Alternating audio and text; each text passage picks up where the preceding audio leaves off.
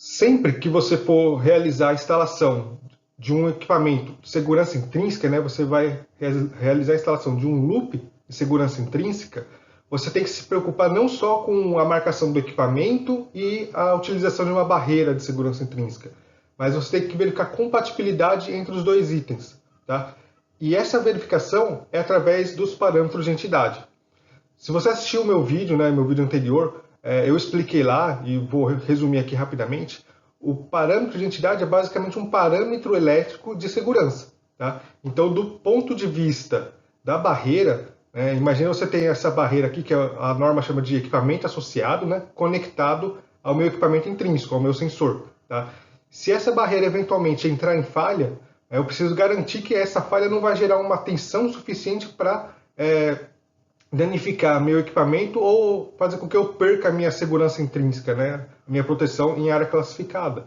Então, todo equipamento intrinsecamente seguro vai ter aqui um parâmetro de entidade, tá? Que não é o parâmetro elétrico, tá? São coisas diferentes. A tensão nominal que sai da minha barreira, né? O que o meu equipamento intrinsecamente seguro recebe, é diferente da tensão do parâmetro, dos parâmetros de entidade. Tá? Então, parâmetro de entidade é o limite máximo ali de segurança. Então, para a barreira de segurança intrínseca, a máxima tensão que ela vai disponibilizar na saída, caso uma falha ocorra, a máxima corrente e a máxima potência que ela vai disponibilizar em caso de falha.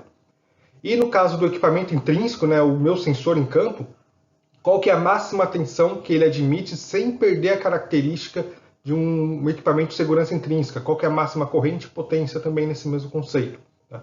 Então você tem que compatibilizar isso. Né?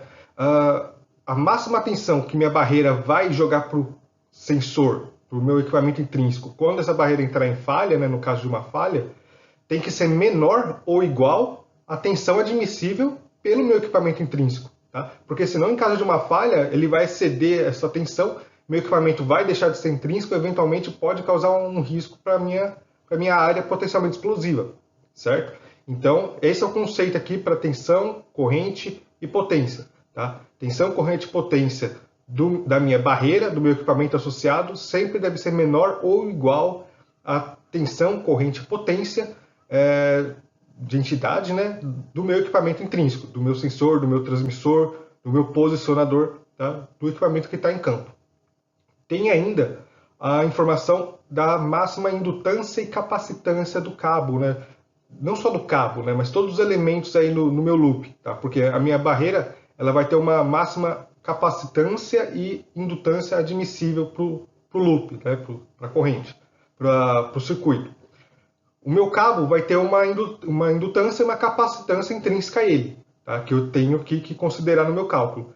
E o meu equipamento intrínseco também tem ali na circuitaria interna, né, uma indutância e uma capacitância inclusa. Então eu tenho que considerar isso no cálculo. A soma do meu cabo mais do meu sensor, tá, do meu elemento de campo, não pode, tem que ser menor, né, do que a máxima indutância ou capacitância permitida pela minha barreira intrínseca.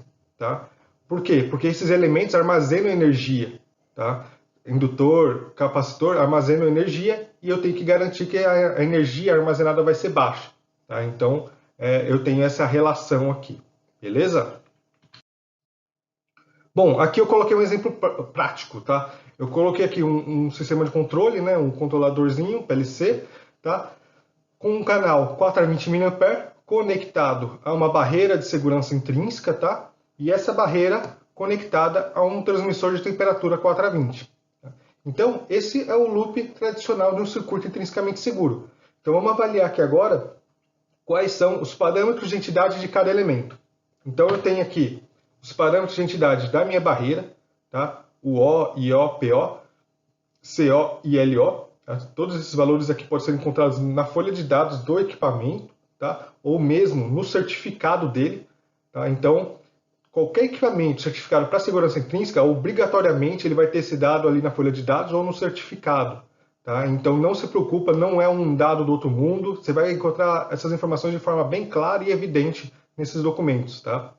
É bem tranquilo esse dado. No meu instrumento, também segurança intrínseca, tá? Lembra, meu instrumento tem que ter a marcação EX, IA, IB ou IC, tá? Para que tenha essas condições, tá? Lembra que somente o equipamento EXIA e BIC pode estar conectado a uma barreira. Você não pode conectar um instrumento EXD, né, em uma barreira. Não vai ter uma dupla proteção nem alguma coisa do tipo, tá? Então, no meu instrumento, de novo, certificado, datasheet, eu peguei esses dados. O I, II, PI, tá? CI, LI.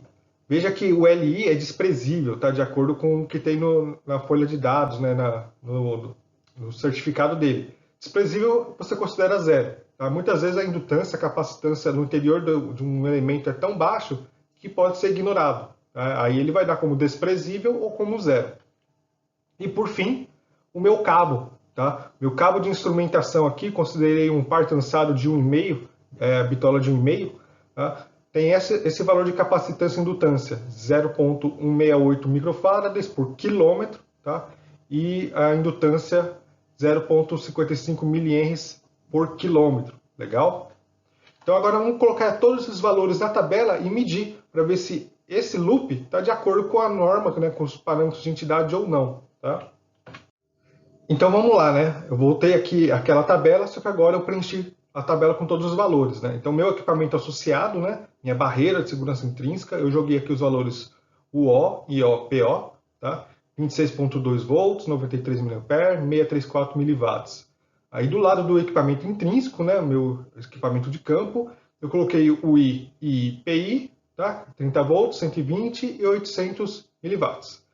Então agora a gente vai fazer essa avaliação. Então a tensão máxima de saída da minha barreira, quando ela entra em falha, tá? Não é uma tensão nominal, é a tensão parâmetro de entidade, a tensão de falha, é 26,2 volts. A máxima tensão que ela vai liberar aqui para o meu circuito, caso entre em falha, 26,2 volts.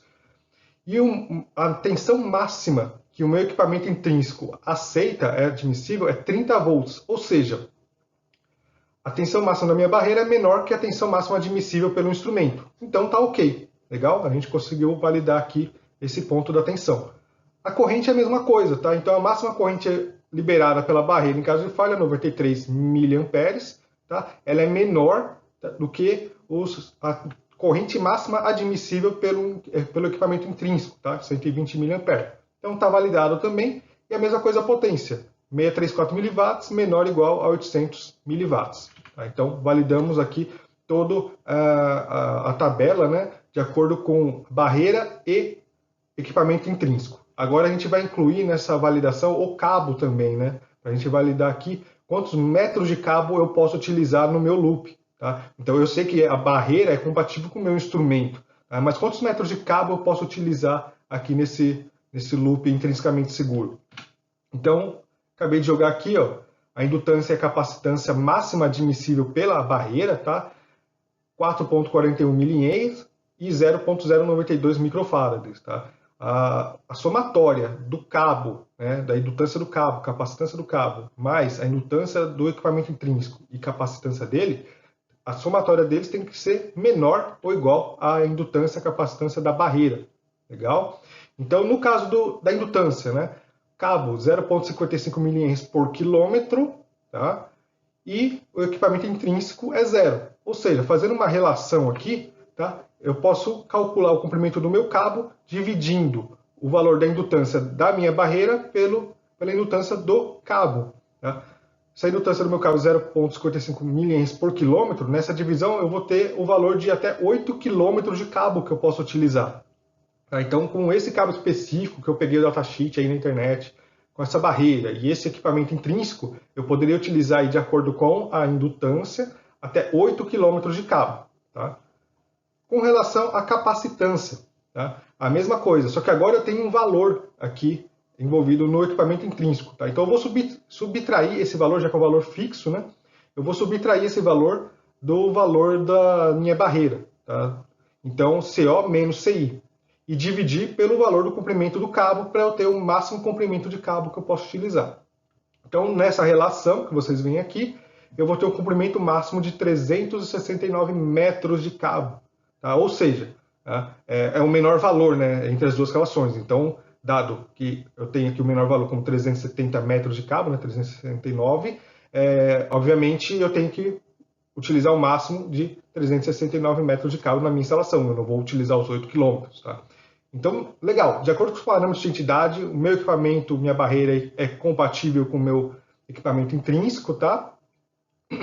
Lógico que vocês ainda têm que validar a questão das marcações, né? Se é XIA e B e C, né? Sempre observar isso, é classificação diária, tá? Aqui a gente está focando no parâmetro de entidade. E com relação ao cabeamento, eu posso utilizar até 369 metros de cabo, tá? Entre os dois dispositivos. Claro, você tem que levar em consideração também a queda de tensão nesse cabo. Tá? Muito provavelmente, 369 metros de cabo, você vai ter uma queda de tensão aí que não vai te permitir utilizar tudo isso. Tá? A gente só está avaliando o parâmetro de entidade. Tá? Por que eu não coloco aqui o cálculo de queda de tensão no cabo? Porque isso você tem que fazer para qualquer circuito, seja ele intrinsecamente seguro ou um circuito convencional. Tá? Então, eu não coloquei aqui esse mérito.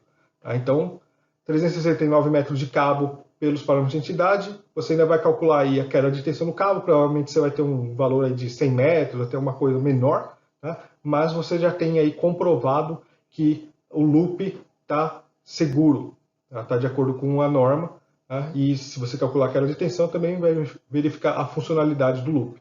Legal?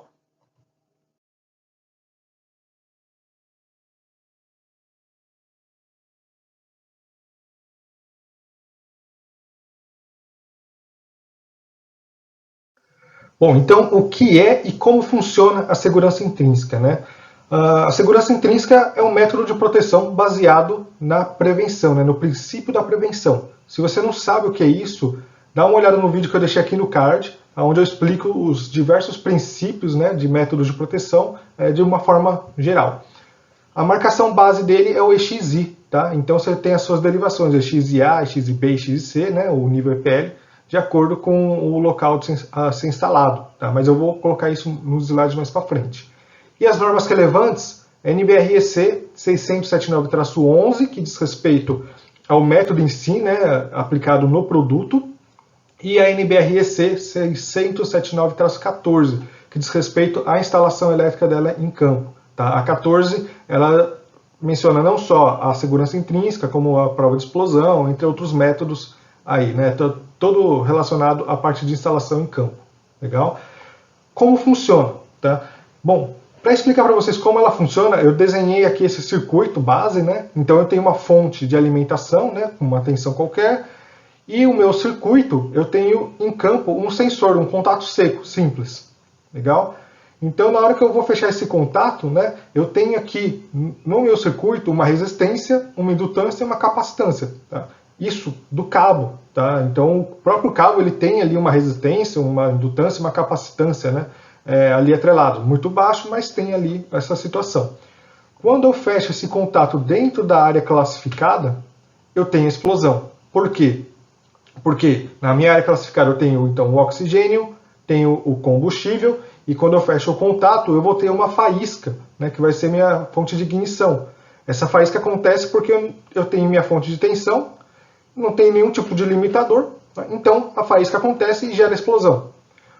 Quando eu quero aplicar o método de segurança intrínseca, eu aplico aqui uma barreira de segurança intrínseca. Né? Vocês vão entender melhor como é que funciona o circuito dela. Tá? Mas basicamente, quando eu coloco aqui minha barreira de segurança intrínseca, ela vai ser um limitador de energia para o meu campo. Né? Então isso vai fazer com que o arco elétrico que fosse produzido aqui no fechamento desse contato não tivesse energia suficiente para a ignição de uma atmosfera explosiva. Tá? Lembra do conceito de mínima energia de ignição, tá? Que eu já falei aqui em meus vídeos. Vou deixar também aqui o card para vocês clicarem aí e assistirem, caso não tenha assistido. Mas basicamente agora, com a barreira de segurança intrínseca, quando eu fechar o contato, nada vai acontecer, porque a energia não é o suficiente para causar a ignição da área. Esse é o princípio, né? É como funciona a segurança intrínseca. Mas então, como funciona essa barreira de segurança intrínseca? Né? Como é que ela protege o meu circuito de campo?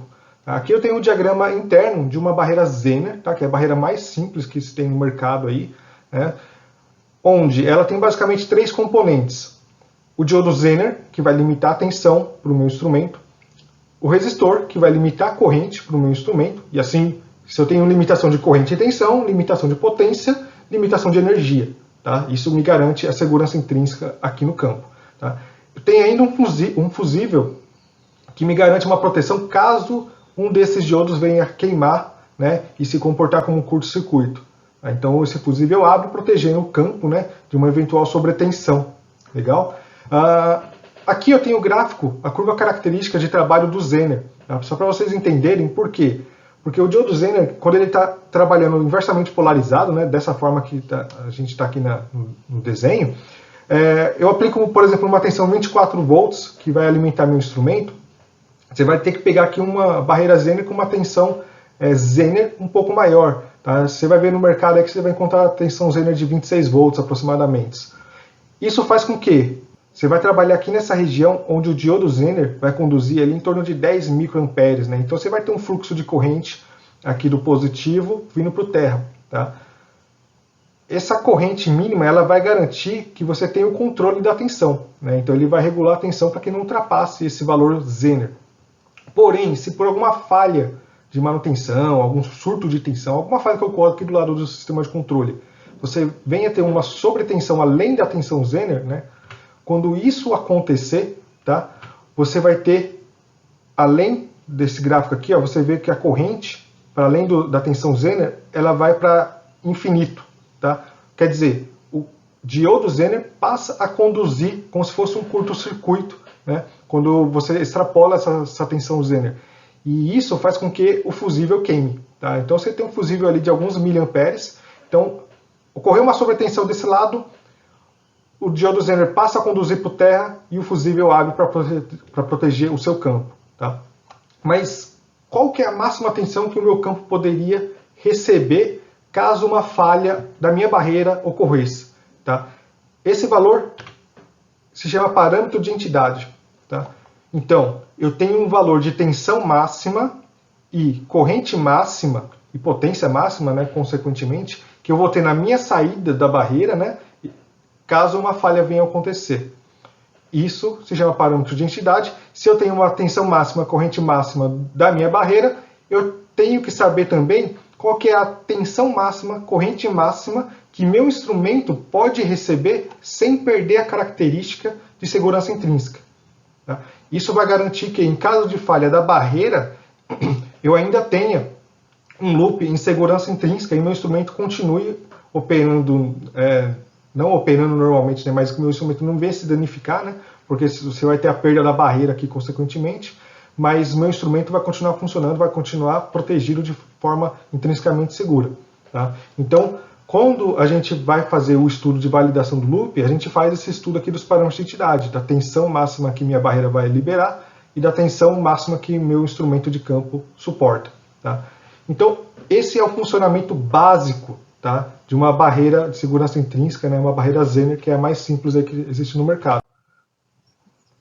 A gente tem a barreira ainda, que é uma evolução, né, da barreira Zener, a barreira com isolação galvânica. Tá? Essa barreira é mais interessante porque ali a gente viu na barreira Zener que ele tem um terra, né? Ele depende do terra de qualidade para funcionar. Tá? Tem essa referência. Quando a gente fala de uma barreira de isolação galvânica, a gente não necessita, né, dessa referência do terra, porque temos aqui transformadores internos, sinais isolados. Tá? Mas, de forma geral, a gente tem ainda aqui o diodo Zener, né, a resistência na saída, o parâmetro de entidade do instrumento, o resto é tudo igual. A questão é que, com a isolação galvânica, a gente não fica dependente de um terra de alta qualidade, né, que é exigido para a instalação com o Zener. Né? Então, o meu circuito aqui, minha barreira, né, meu loop é muito mais robusto, porque não depende de um aterramento que possa sofrer eventualmente interferências, né, e acabar mudando ali a diferença de potencial em cima do meu diodo e causando a queima da barreira.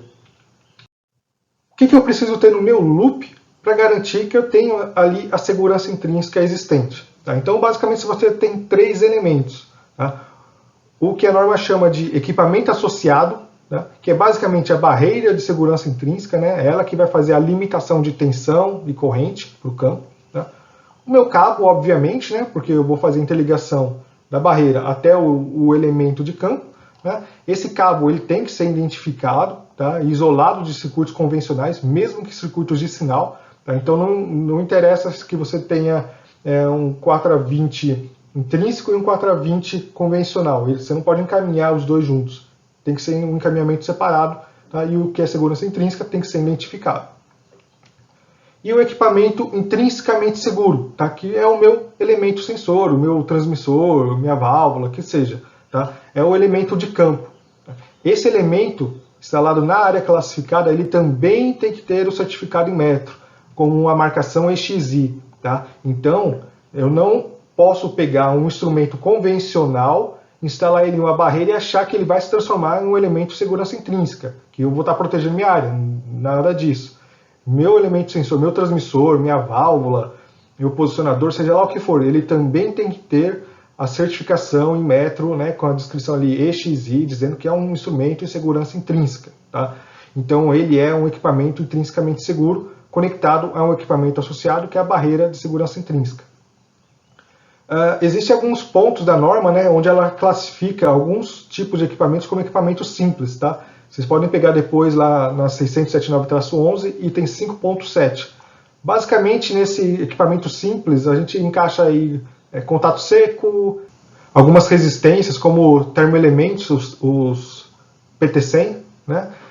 E você também pode colocar aí termopares, como elementos simples, né? Equipamentos simples de acordo com a norma. Aí, neste caso em específico, você não precisa ter o certificado deste equipamento, né? Desse contato seco, desse PT100. Tá? Porque ele é considerado pela norma um equipamento simples, aí vocês leem lá, mas ele não exige a certificação para este item, beleza?